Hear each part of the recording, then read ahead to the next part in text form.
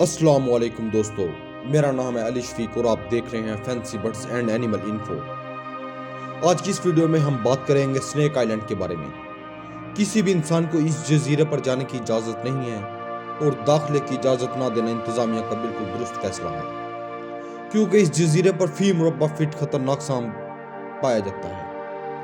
Brazil کے ساحل کے ساتھ 33 کلومیٹر دور اس جزیرے پر کوئی بھی مقامی شخص پیدل سفر کرنے کی ہمت نہیں کر سکتا۔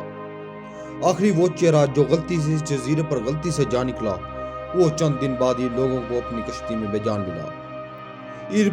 اس پوری سراٹ جزیرے کو کوئمیڈا آئیلینڈ یا سنیک آئیلینڈ بھی کہا جاتا ہے، یعنی سانپوں کا جزیرہ بھی کہا جاتا ہے۔ سانپوں کا جزیرہ بھی برازیل کی سرزمین سے جڑا ہوتا تھا، لیکن 10,000 سال پہلے جب سطح سمندر میں اضافہ ہوا تو اس میں سرزمین کے اس حصے کو الگ کر کے جزیرے میں تبدیل کر دیا۔ سانپوں کا جزیرہ غیر آباد ہی رہتا ہے۔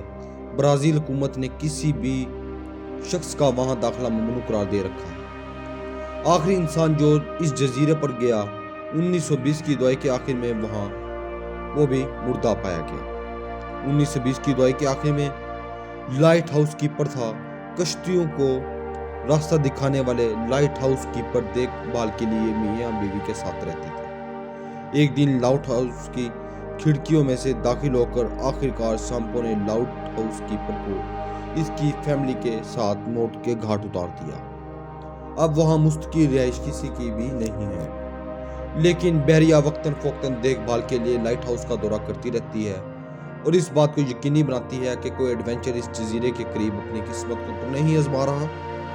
حکومت کی طرف سے صرف 2 طرح کے لوگوں کو وہاں جانے کی اجازت ہے۔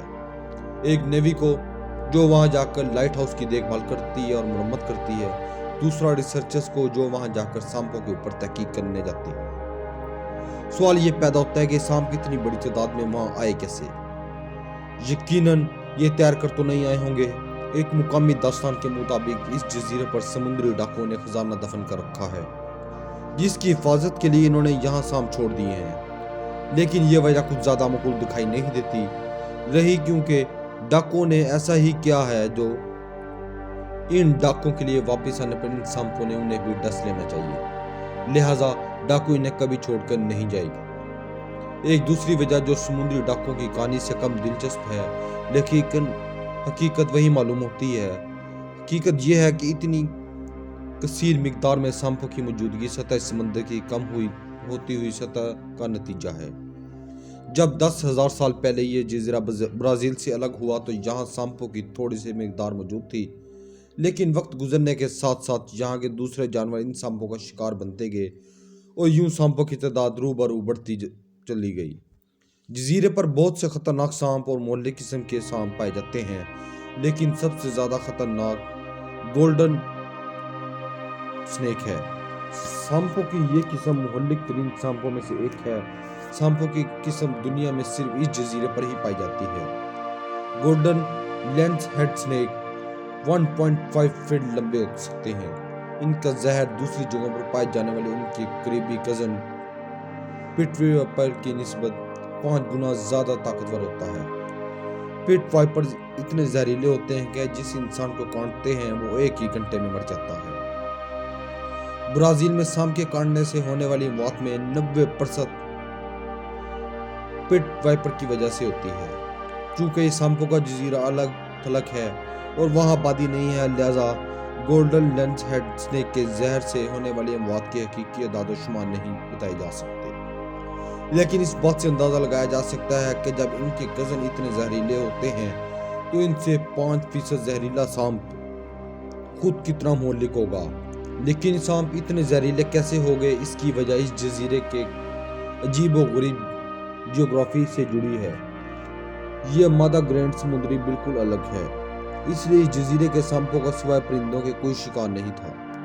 عموماً سانپ اپنے شکار کو ڈسنے تو بھاگنے کی کوشش کرتے ہوئے پھر کہتا ہے کچھ دور جا کر زہر سے ہلاک ہو جاتا ہے، لیکن جب شکار پر پرندے ہوں تو امکان رہتا ہے وہ ڈسے جانے کے بعد اڑ کر کہیں دور جا کر گریں گے۔ اس وجہ سے اس جزیرے کے سانپوں کو اپنے زہر میں اضافی زہریلا پن پیدا کرنا پڑا تاکہ وہ کسی بھی پرندے کو اڑنے سے پہلے ہی فوراً مار ڈالیں۔ इस जजीरे पर अब मुकामी परिंदों की तादाद बहुत कम हो चुकी है, इसलिए जजीरे के साम जजीरे पर आने वाले अर्जी परिंदों पर ही इन्हिसार करते हैं।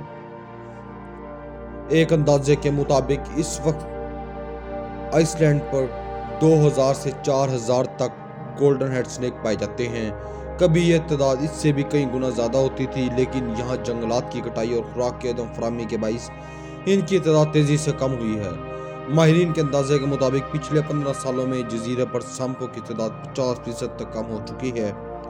कुदरत की तख्लीक में कोई भी शय ये मकसद नहीं इंसानों के लिए कि कहीं ना कहीं नफ़ा छुपा होता है।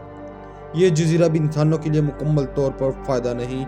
यहाँ मौजूद कई नायाब सांपों को जहरों से इंतहाई दवाइयाँ बनाई जाती हैं, जैसे गोल्डन हेड स्नेक से लेकर जहर की दिल की अमराज की दवाइयों का इस्तेमाल किया जाता है, और कुछ दूसरे सांपों के जहर एंटी कैंसर की दवाइयों में मुफीद साबित होते हैं। खतरा चाहे इतना ही ज़्यादा क्यों हो, गैर कानूनी काम करने वाले लोग अपनी किस्मत आजमाई ज़रूर करते हैं। इस जजीरे के लिए इतने खतरनाक होने के बावजूद कुछ स्मगलर यहाँ से गोल्डन लैंड हेड स्नेक को स्मगल करने के लिए ले जाते हैं और इन्हें 10,000 से लेकर 30,000 डॉलर तक सेल करते हैं। हमारे यहाँ यही समझा जाता है कि इंसानों को सांपों से खतरा होता है, लेकिन इस जजीरे पर इंसानों की अदम मौजूदगी सांपों की बड़ी तादाद देखकर मालूम होती है कि खतरा इंसान को सांपों से नहीं बल्कि सांपों को इंसान से है। आज की इस वीडियो में बस इतना ही।